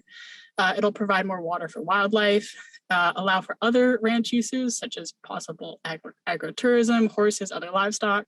It'll ensure that the ranch can be well grazed and well managed decades into the future. And then it, of course, will allow for targeted grazing to achieve the management goals. And then I do want to mention one other piece of infrastructure we had to put in, which due to the size of this ranch in particular was necessary, and we were lucky enough to receive support from the landowner on it, but is not always necessary for contract grazing of cattle. We did have to also install some cattle corrals, which allowed us to, again, more effectively control timing, safety of moving cattle in and out of this property, doctoring cattle, keeping the livestock healthy, etc. So that was a big project that we did as well this year. And then finally, this is my last slide. I want to go back to that pasture that we did the prescribed burn on. And you can see it in this picture on the right. The houses are at the top, and then the pasture is this entire flat area right here. So this was what was burned. As you can see, it looks pretty healthy right now. There's not a lot of mustard, and there's actually pretty much no star thistle in it anymore, which is pretty remarkable. And what we decided to do is treat this pasture as a more of an experimental plot. And so with the support of the landowner, I actually installed permanent sheep fencing in this entire area. And we brought the sheep back onto the ranch for a second trial, and we grazed them in this pasture as well and in some surrounding areas. And it's actually worked pretty well. So once you solve the fencing problem, which solves a little bit of the labor problem, we are excited about sheep for multi-species grazing and for their ability to really reduce fuels directly adjacent to the houses. So that's been a lot of fun, and we're excited to continue experimenting with that as well. And that's it. Any questions? Or perhaps we have to move into the lunch session. I'm not quite sure the timing.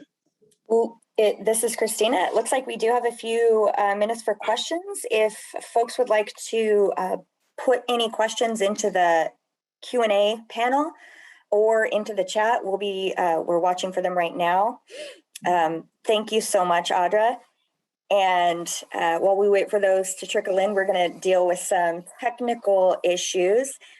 We do have our next speaker who's going to speak for about 15 minutes, Curtis from Ascent Environmental, and he's going to speak a bit about prescribed grazing in the context of the CalVTP. It's a California Vegetation Treatment Program as well, and how this tool might be used to improve fire management across the state.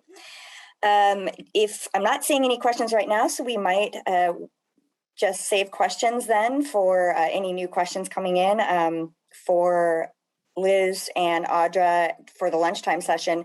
Briefly, before we move into Curtis's presentation, there will be a Zoom link. Oh, great. It looks like we're getting Curtis now. There will be a Zoom link that is going to come up in the chat, and that is going to be the link for the lunchtime discussion. And so once we have finished up on all of the presentations and with Curtis, then we will close this Zoom link out. You can click on that new one and go into the new Zoom. I will keep this one open for a few minutes just to make sure that everybody has a chance to get into the lunchtime discussion Zoom. And the reason we do that is so that folks can interact together live at the same time. Right now, audience members are not able to interact easily with the presenters. So we're going to move into that next one, and you'll see that pop up in the chat. We'll let you know when it's there. Thank you again, Liz. Oh, it's there right now. And we'll make sure that we pop that in there too at the very end as well, in case other chats come in. In the meantime, oh, it looks like we do have a question actually. So let's go, let's do that right now. Marie Hoff has asked, how do you determine the value of the service of grazing you provide with cattle as an offset to the cost of the lease? That's a good question. So basically lease rates for conventional grazing are like pretty well established in San Benito County. So we can basically calculate the value to us of the forage that the cattle consume. And then we like select the appropriate amount of labor on the ranch to offset that. Thank you. Okay. Just going to double check the chat really quick to make sure that I'm not missing any questions. All right, looks like we are good to go. All right, well, thank you so much, Liz and Audra. And Liz and Audra will be available in the lunchtime discussion as well to answer questions, and we can all interact at the same time together and see each other's faces. We're now going to transition into Curtis Alling's talk. Curtis is with Ascent Environmental. And Curtis, if you can unmute yourself, and if you would like to start your video and share your screen, you should have the capability to do so. Okay. Can you hear me, Christina? I can hear you. Okay, good. Good. So I don't see that I'm on screen. Is my camera on? Does not appear to be the case. Okay. So if that's are you controlling my camera? I am not controlling your camera. You should be able to share your screen using the bottom panel and click the share screen button. Okay, right now I have mute, chat, raise hand, QA, and leave on my bottom, and I don't see. Well, that is unfortunate. I can go ahead and pull it up for you. Yes. If that would you please? Sure, and just say next slide when you're ready to go. Sorry about that. We're definitely having some. Well, I apologize too. You know, you think by this time we'd all be Zoom experts, but not the case. I had to say okay. Well, I can go ahead and then just do my presentation. Then, Christina, are we good for that? Yes, do. Just let me know when to advance the slide. Thank you, Curtis. Okay, I will do that. And so, hello to everybody. I apologize for the fact that I'm not on camera. I think the technical difficulty is usually a user one on my end, I think. So, thank you, Christina, for sharing the slideshow. My name is Curtis Alling. I'm a principal with Ascent Environmental. And today I would like to give you all a summary of the California Vegetation Treatment Program, EIR, and how it can help in expediting the approvals of vegetation treatment projects, including prescribed herbivory. And so I'm going to go to the next slide here. Thank you. Thank you, Christina. I wanted to introduce not just myself, but two other people who are a part of the management team. This management team and Ascent Environmental, we've been under contract to the Board of Forestry to prepare the California Vegetation Treatment Program, EIR, and I'll share a little bit more about what that is in just a moment. And also, we're currently under contract to assist in the implementation of that, of the CEQA process for the California Vegetation Treatment Program, for CalVTP. So Heather Blair is our project manager, and Lara Rakowitz is our senior biologist. And I'll have contact information at the end for Heather, who would be the best point of contact if you have any other follow-up questions to ask. Next slide, Christina, please. So what is CalVTP? This slide gives you an overview. In the beginning of 2019, the Board of Forestry hired Ascent to help them complete an EIR process that had been started many years ago. And now with the growing urgency of the crisis year after year, wanted to get some assistance to help wrap it up. So we came on board at the beginning of 2019. By the end of 2019, the CalVTP program environmental impact report was certified by the board, and the CalVTP program was adopted. The purpose of this EIR was to help public agencies, state, local, regional agencies, approve and implement vegetation treatments in a manner that both assisted in the response to the wildfire crisis that we're all experiencing, and also worked to protect the environment as this was being implemented. The goal was to have this program contribute substantially to increasing the pace and scale of vegetation treatments. Next slide, please, Christina. The CalVTP EIR covers what's called the treatable landscape within the state responsibility area. The treatable landscape, oh, thank you, Mark. I tend to just jump right into the acronyms here. CEQA is the California Environmental Quality Act. It's the state law that requires public agencies, state and local agencies, to consider the environmental consequences of their decisions and their approvals of projects. So this EIR program covers the state responsibility area and the treatable landscape within it. The treatable landscape was determined based on the habitats that have been reported in various layers of information, whether they are grassland, shrub, or tree fuel types. And the yellow areas in this map here show the treatable landscape. It's about 20 million acres of the state. And if you want to look more precisely at your property or place where you're grazing, you can go to the site that is shown on the slide here and look at a viewer. There's an interactive viewer for the treatable landscape. Next slide, please, Christina, please. Thank you. So, as I mentioned, the objective of this EIR was to evaluate different types of treatment and different activities so that the pace and the scale of approval of these projects could be substantially increased. So what did the EIR cover? Here are the three types of treatments that were covered. Fuel reduction in the wild land urban interface was one area, fuel breaks, and ecological restoration projects.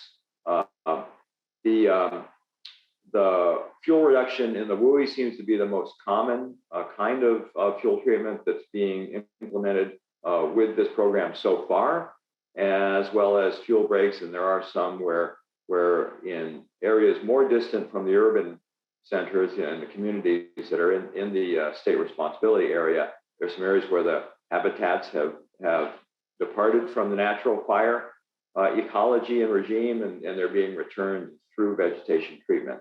But most of the time it's in the WUI and for fuel breaks. Next slide. And within those treatment types, there are 5 specific treatment activities that were covered. Let me say at this point, when I say covered by the EIR, what the EIR has done is to look at the full spectrum of potential environmental impacts that could occur with the implementation of the treatment types I just mentioned and the activities that are listed on this slide, so that the environmental impacts are identified and, if needed, mitigation measures are provided to reduce any potentially significant effects so that EIR, once it was certified, essentially achieved environmental compliance, California Environmental Quality Act compliance for these activities and these vegetation types in the state responsibility area treatable landscape. So as you can see, prescribed herbivory was one of the treatment activities that were approved or that was covered in the program description so that projects could be approved. And so that I know is the main interest of this group. Next slide, please. I alluded earlier to the goal of protecting the environment as vegetation treatment was occurring. And the way this is being implemented is that a list of standard project requirements, in other words, standard environmental protection features that would be folded into project descriptions was included in the environmental document so that any public agency who sought to use this environmental document for a vegetation treatment project could look at the list and incorporate the applicable ones into their project description in order to make use of this EIR and in order to protect the environment.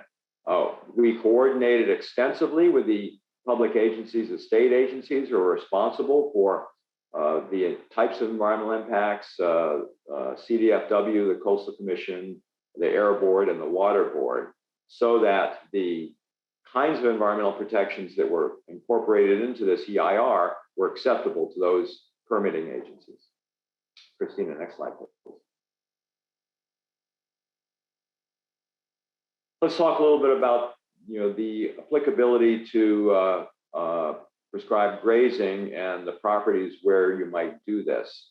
The state responsibility area, of course, is the area that's included. We can also include some areas of federal responsibility and local responsibility. In other words, federal land or land that is under the response jurisdiction of local fire districts or fire agencies, the federal responsibility area and local responsibility area, if they are in association with some of the state area, some of that orangish area on the California map I showed.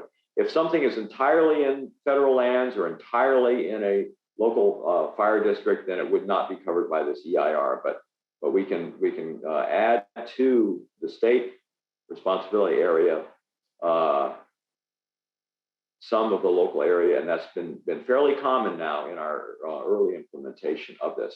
Other aspects of vegetation treatment, like defensible space or removing trees for commercial purposes, are not covered in this. So, next slide, please. But if you are a public agency and you have a prescribed grazing that you want to use for vegetation treatment, or you're a private landowner and you are seeking government funds, such as grants from the Department of Fish and Wildlife or other public agencies, where they have a responsibility to comply with the California Environmental Quality Act. And this slide shows the kinds of agencies that might be involved. RCDs, for instance, Resource Conservation Districts, has been a very common agency now that is using this, and often, of course, they are supporting grazing activities as well as other kinds of vegetation removal. So you need to be connected with what we called in the document a project proponent, which is a state or local public agency that is either funding treatment or has its own land or management responsibility that it's implementing projects on. Right, Christina, next slide. Okay, now this is kind of nerdish, from a California Environmental Quality Act perspective, but let me try to just present it briefly. That the reason why this EIR can help you if you're using public funds for prescribed grazing for fuel load reduction, for instance, or you're a public agency doing the same thing, is that the activity, as long as it's consistent with what was described in the EIR, you can rely essentially on this EIR instead of doing your own environmental document that needs to go out to the public. And in the nerdish sense, it's called a within the scope. I wish you could see me. I'm doing air quotes. Within the scope finding that essentially says that the project that's being proposed was the environmental impacts were addressed in the big EIR, and you're adopting all of the standard project requirements or SPRs and all the mitigation if they apply, and therefore you can essentially speed through the CEQA process quickly for your projects. Next slide.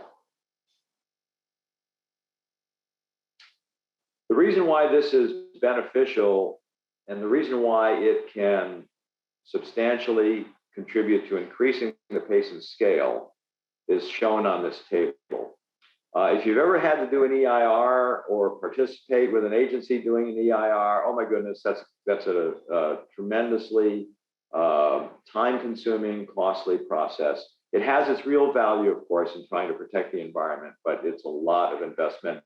You can see it can be 300 to over 1,000 pages long. There's a public review requirement. You have to take the time to release it to the public for comments for 30, 45 days. Then the overall time can take 18 months, maybe even longer.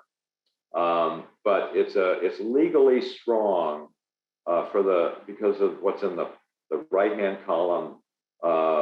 Courts will assume that a public agency has evaluated the impacts using evidence, and if that's the case, and it's substantial evidence in the court's view, then if you have opponents, then the court should decide in favor of your project and of the public agency.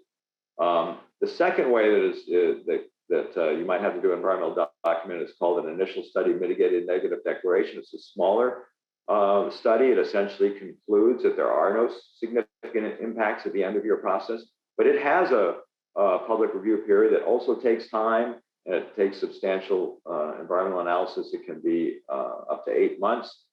But the thing that's different about that is you don't have that same strength if you do have project opponents.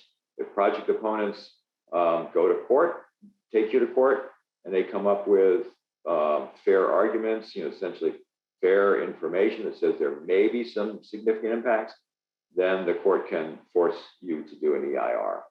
Now, here we are. The PSA that is the project-specific analysis. That is the checklist we use to approve a project using the CalVTP. This is the length and the time that's required. It's a shorter document. There's still some analysis to do. There's nothing you need to send out to the public, so you save a tremendous amount of time there. And it's shown in the first year of implementation that it takes about 2 to 4 months. And it's protected by the same thing as an EIR I mentioned before, because you're relying on the program. So I realize that was probably a pretty thick CEQA discussion there, but the point is it's shorter, it's much faster, but it has the same kind of strength if you are taking the court as doing your own EIR. Next slide.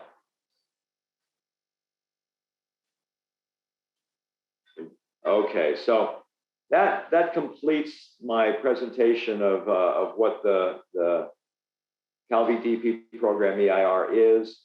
The key benefit for all of you in this audience is that if you are seeking to do fuel treatment, fuel load reduction using grazing, and you either are a public agency or seeking money from a public agency, in both of those cases, you need to comply with the California Environmental Quality Act. If you're doing your own grazing on your own land or a neighbor's land, and there's no public funds involved, and you don't need to worry about this, but if there are public funds, then this can be very valuable in saving you time and saving you money and getting your grazing going in the field much faster. So I hope that's been helpful, Christina. I'm open to questions, and I'm also, as we show here, we feel free to reach out to us if you have project-specific questions. We are under contract with Board of Forestry to help implement this, so contact us. Probably the best way is to send Heather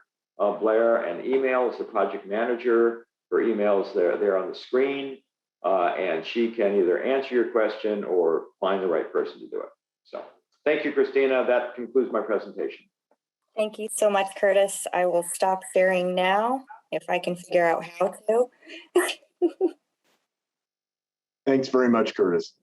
So for everyone in this audience, the purpose of us inviting Curtis to come share this information is that there is going to be a fairly substantial amount of money available for people to do land fuels treatment on California lands.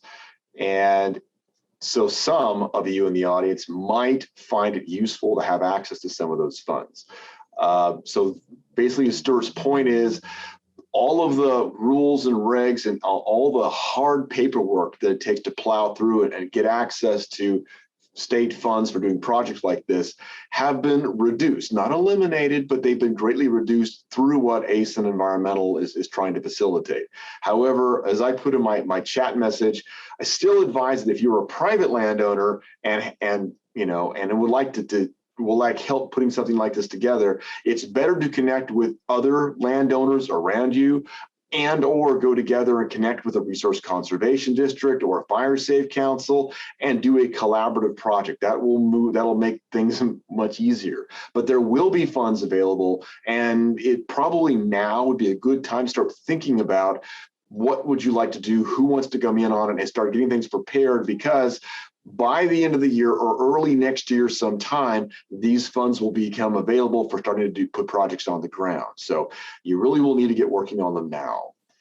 Yeah, and Mark, just to reinforce what you're saying about RCDs and fire safe councils, they have already been major players in using this environmental document. They've gotten familiar with it. They've had their own internal trainings for the RCDs. We've helped them train. So I suspect they're well equipped to help the landowners get together and put together a coordinated project.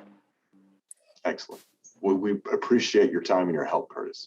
Well, Christina, I'm going to pop over to the other channel, so I'll let you close the shop up here, if you would, please. Okay, it's been a pleasure. Thank you very much, everybody. Thank you. And Mark is going to take over a couple of questions with him that I just emailed to him that we rolled over from a previous section. So heads up, Mark, check your email. And everybody, thank you so much to Mike, Jamie, Liz, Audra, Curtis. Thank you so much to everyone in the audience who's joined us today. And go ahead and check the chat. You will have a link in there for the lunchtime discussion. And I will hang on back here for a few more minutes, maybe 5 or 10 minutes, just to make sure everybody is able to transition over. And then I will join the crew on that end. Thank you so much. Oh, and Mike has just popped his email into the chat. So if anybody would like to get a hold of Mike with the Napa Land Trust, his email is showing up there now. Thank you very much, and goodbye.